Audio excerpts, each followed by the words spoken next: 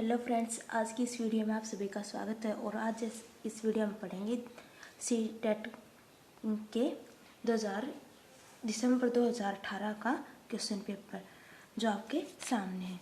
तो देखिए, सबसे पहले सीडीपी। आज हम बात करेंगे सीडीपी के बारे में। तो पहला क्वेश्चन है, निम्नलिखित में से कौन सा शिक्षक की भूमिका का सबसे अच्छा वर्णन करता है।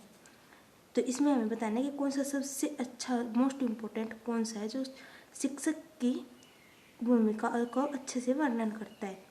तो आराम के लिए जगह बनाना, जहाँ बच्चे संवाद और प्रश्न के पूछताछ के माध्यम से सीखते हैं। नंबर 2 पर है, कक्षा में शिक्षक की सबसे महत्वपूर्ण भूमिका अनुशासन को बनाए रखना।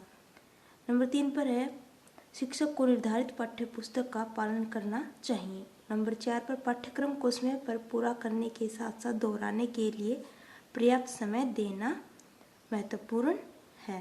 तो इसमें सबसे मोस्ट इम्पोर्टेंट क्या है कि नंबर 1 है कि आराम के लिए जगह बनाना, जहाँ बच्चे संवाद और प्रश्न पूछताछ के माध्यम से सीखते हैं।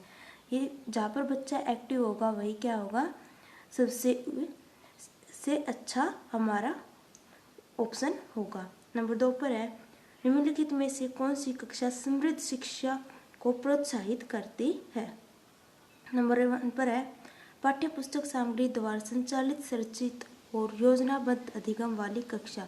नंबर 2 पर, वह कक्षा जिसमें प्रदर्शित विभिन्न प्रकार की सामग्री बच्चों की पहुंच से परे हो, यानी कि पहुंच से, जैसे कि किताबें वगैरह है या खेलकूद का जो सामान हो उसी पहुंच से दूर हो। नंबर 3 पर है, वह कक्षा जिसमें खुली गतिविधियां कोने हों और विभिन्न प्रकार के साहित्य, खुली अलमारी जो दिन के किसी भी समय आसानी से प्राप्त की जा सके। नंबर 4 पर है, अलमारी में अच्छी तरह से संगठित सामग्री कक्षा, जहाँ सामग्री को सप्ताह में एक बार मुक्त खेल के लिए बाहर लाया जाता हो। तो इसमें सबसे मोस्ट इम्पोर्टेंट होगा नंबर 3 का ऑप्शन। जो कक्षा में जो गतिविधियाँ, जो किताबें वगैरह होती है, जो खेल कूद का सामान होता है, वो अच्छे से बच्चों की पहुँच में आ सके और वे किसी भी समय पर उसे प्राप्त कर सके। नंबर 3 पर है, निम्नलिखित में से कौन सा कक्षा में पाठ्य पुस्तक की भूमिका का सबसे अच्छा वर्णन करता है। तो वे संसाधन रहित संदर्भ में सबसे आवश्यक अधिगम संसाधन बनाती हैं।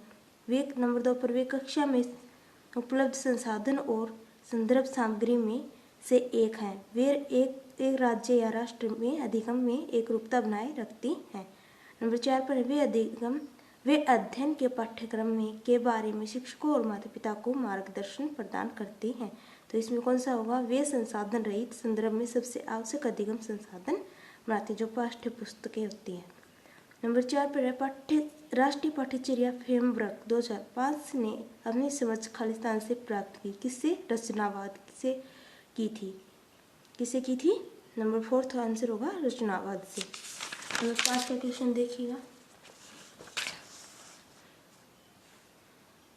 कक्षा में बच्चों को प्रेरित समझा जा सकता है। वे शिक्षक को स्पष्टीकरण प्राप्त करने के लिए प्रश्न पूछते हैं। वे अच्छी तरह से वर्दी पहनने स्कूल में आते हैं। वे कक्षा में अनुशासन बनाए रखते हैं। वे सभी उपस्थिति में नियमित हैं। तो इनमें से ये तीनों ऑप्शन तो क्या होंगे, नेगेटिव होंगे। अनुशासन बनाए रखना, उपस्थिति नियमित रखना और वर्दी पहनना, ये क्या है, नेगेटिव आंसर है। तो हमारा पॉजिटिव कौन सा हो, वे शिक्षक से स्पष्टीकरण प्राप्त करने के लिए प्रश्न पूछते हैं। नंबर 6 पर, निम्न में से कौन सा बच्चों में अधिगम में सुधार करने के लिए सबसे उपयुक्त है। तो यानी कि सबसे अधिक उपयुक्त पूछा है, इन चारों में से हमें बताना है। शिक्षक को वास्तविक जीवन स्थितियों पर बच्चों को एक दूसरे के साथ बातचीत करने में मदद करना, यानी जीवन की जो स्थितियाँ उनसे एक दूसरे से जीवन से जोड़ना। तो इसमें क्या है, बच्चा एक्टिव होगा। नंबर 2 पर, नियमित मूल्यांकन परीक्षा आयोजित की जानी चाहिए। नंबर 3 पर, शिक्षक को विभिन्न उदाहरणों और चित्रों का उपयोग करके विषय की व्याख्या करनी चाहिए। नंबर 4 पर है, कक्षा में सभी प्रकार की शिक्षण सामग्री होनी चाहिए। तो इसमें सबसे मोस्ट इम्पोर्टेंट होगा कि वास्तविक जीवन स्थिति और बच्चों के एक दूसरे की बातचीत में मदद करनी चाहिए, यानी कि नंबर 1 फर्स्ट आंसर होगा हमारा इसका।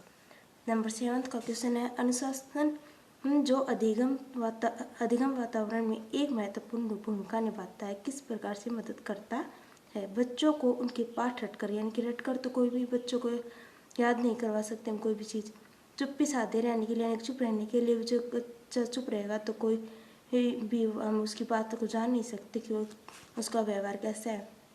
शिक्षकों को निर्देश देकर ये भी हम लोग करवा सकते। तो बच्चों को अपनी शिक्षा को विनिमय और मॉनिटरिंग करने के लिए, तो इसका सही आंसर क्या होगा? Option second. आनुवंशिकता और पर्यावरण की भूमिका के बारे में निम्नलिखित में से कौन सा कथन सत्य है? पर्यावरण केवल बच्चों में भाषा विकास में महत्वपूर्ण भूमिका निभाता है। मतलब विकास के कुछ पहलू आनुवंशिकता और कुछ अन्य पर्यावरण से अधिक प्रभावित होते हैं। नंबर 3 पर सीखने और प्रदर्शन करने की एक बच्चे की क्षमता जीनों द्वारा पूरी तरह से निर्धारित की जाती है। 13 नंबर 4 पर है अच्छी देखभाल और पौष्टिक आहार बच्चों के किसी भी जन्मजात विकार को दूर कर सकता है। इसमें ऑप्शन हमारा सेकंड होगा, आनुवंशिकता और कुछ अन्य पर्यावरण से अधिक प्रभावित होते हैं। नंबर 9 पर है विभिन्न निम्नलिखित में से कौन सा कथन पियाजे के सिद्धांत के अनुसार कहा नहीं जा सकता? बच्चे अपने पर्यावरण पर क्रिया करते हैं। नंबर 2 विकास गुणात्मक चरणों में होता है। नंबर 3 पर बच्चे अपनी दुनिया के बारे में ज्ञान का निर्माण और उपयोग करते हैं। नंबर 4 पर निरंतर अभ्यास से अधिगम होता है। तो जीन पियाजे के सिद्धांत के अनुसार क्या बताया था कि उनके गुणात्मक चरणों में विकास उनके गुणात्मक चरणों में होता है। नंबर 10 का क्वेश्चन है निम्नलिखित में से कौन सी पूर्व सक्रियात्मक विचार की एक सीमा नहीं है? उत्कर्मणीयता, ध्यान केंद्रित करने की प्रवृत्ति, प्रतीकात्मक विचार का विकास, अहम मान्यता। तो इसमें कौन सा होगा? ऑप्शन सेकंड, ध्यान केंद्रित करने की प्रवृत्ति। दोस्तों आज की वीडियो में इतना ही और हम अगली वीडियो में 10 क्वेश्चन और करेंगे।